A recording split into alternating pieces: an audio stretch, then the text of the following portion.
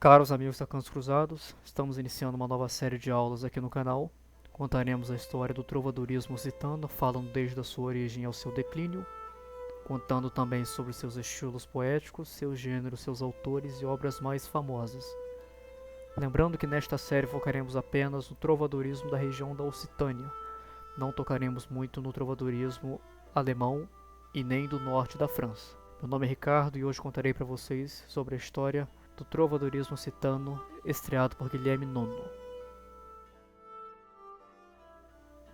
No fim do século XI, numa Europa dominada por uma cultura musical religiosa, cujas obras eram escritas principalmente em latim, surge o infeliz Guilherme IX, infeliz vocês saberão por quê, conhecido como Duque da Aquitânia, com uma nova arte, trovadorismo, palavra que vem provavelmente do verbo occitano trobar, que significa compor, inventar ou criar.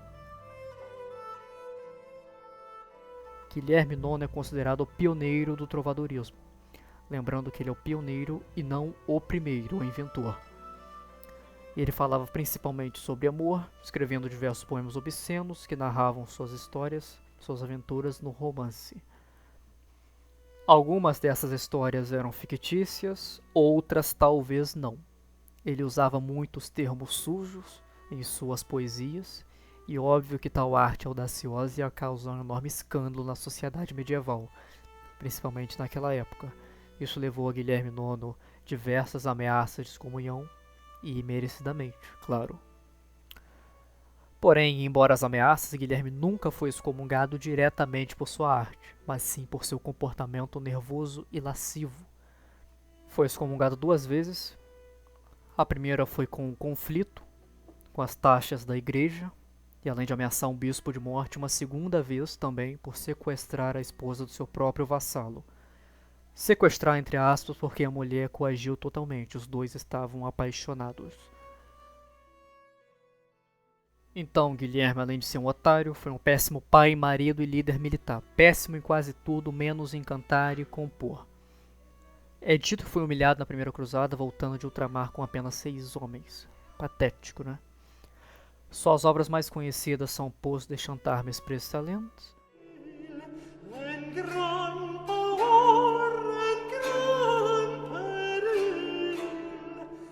Este é um lamento, e Farai um vers pos mi sonei. Farai um vers pos mi sonei. A primeira é um lamento, como eu já disse, e a única inclusive que eu recomendo, e a segunda é uma típica canção de amor bem da maliciosa.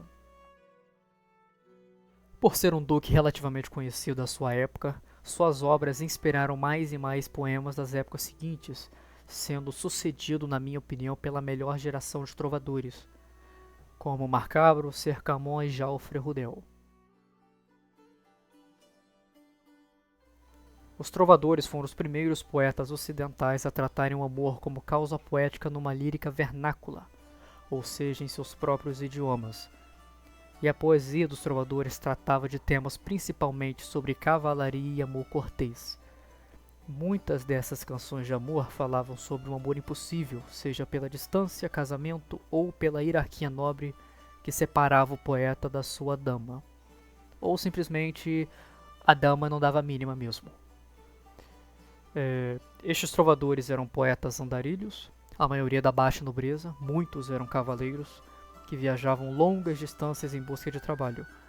Alguns que se destacavam eram empregados em cortes de nobres relevantes, como Guilherme X, inclusive filho de Guilherme IX. E o efeito dessas viagens foi que tal arte se espalhasse pela Europa, sobretudo no norte da França, no Sacro Império Romano e enfim na Itália. Além do amor cortês, os trovadores também escreviam sobre temas morais, políticos e religiosos, em estilos que variavam do trobar Deus, trovar neve, um estilo poético de fácil entendimento, geralmente direcionado a um público mais burrinho, humilde, ignorante, ao trobar clus, trova fechada, trovar fechado, um estilo hermético que usa alegorias complicadas, versos e rimas complexas.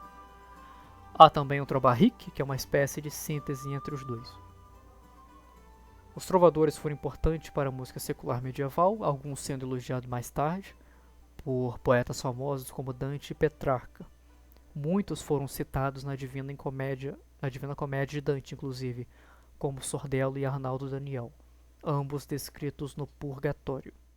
Bom, no próximo episódio falaremos sobre os estilos poéticos dos trovadores e daremos alguns exemplos de autores e obras respectivas. Mais uma coisa, pessoal, adicionamos o botão de doação do PayPal para quem quiser apoiar o canal doando.